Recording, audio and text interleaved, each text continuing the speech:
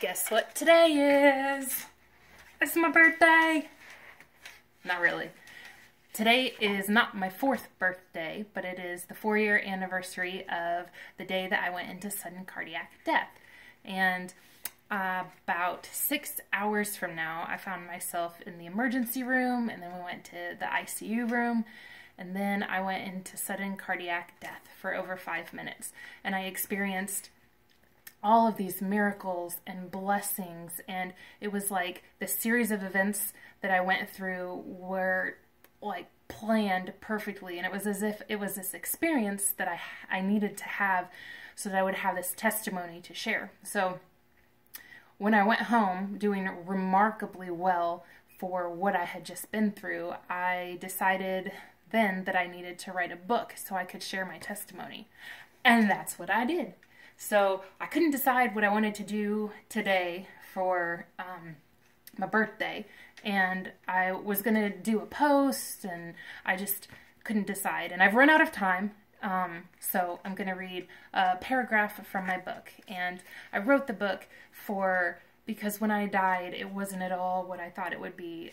Going through it, I wasn't afraid. I had like this supernatural sense of protection, and it was a blessing in every sense of the word. And I feel ridiculous saying that, and people probably roll their eyes when I say it, but it was a blessing. And so I wrote the book so that people who had lost someone or were facing a terminal illness, or people who had a pacemaker like me when they were young, I've always thought about death, and when I experienced it, it wasn't at all what I thought it would be like. So I wanted to share the protection that I felt and the peace. And so this isn't the page I thought it was. Okay, so I had just flatlined and I had just woken up. Jeff says that my next words were, "It was so big. First it was light, then dark, and then so bright, but all at the same time. It was great." Of course, people want to know what I remember and what I experienced during the time when my heart stopped beating. Well, let me tell you, it was beyond amazing. There was an astounding sense of peace, and it was as much emotional as it was visual. I can describe what I saw, but what I felt was so much deeper and more moving than what I saw.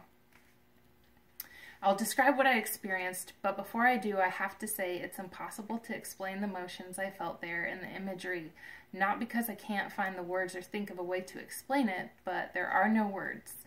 They don't exist here because the emotions I experienced are not felt on this earth. It's like I'm trying to describe the concepts of color to a blind person who's never seen anything before, let alone different colors.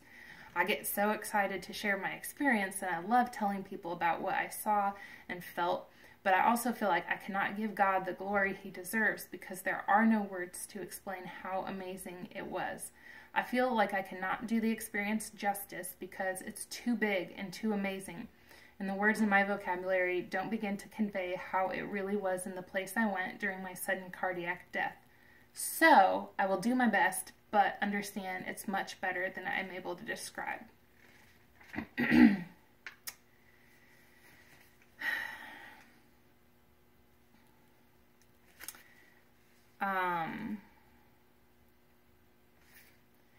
Before I had broken the surface of the water, I could see myself lying on the bottom of the ocean floor, broken and dying and worthless. I was a speck of insignificance, surrounded and immersed in a kingdom of ever-expanding greatness.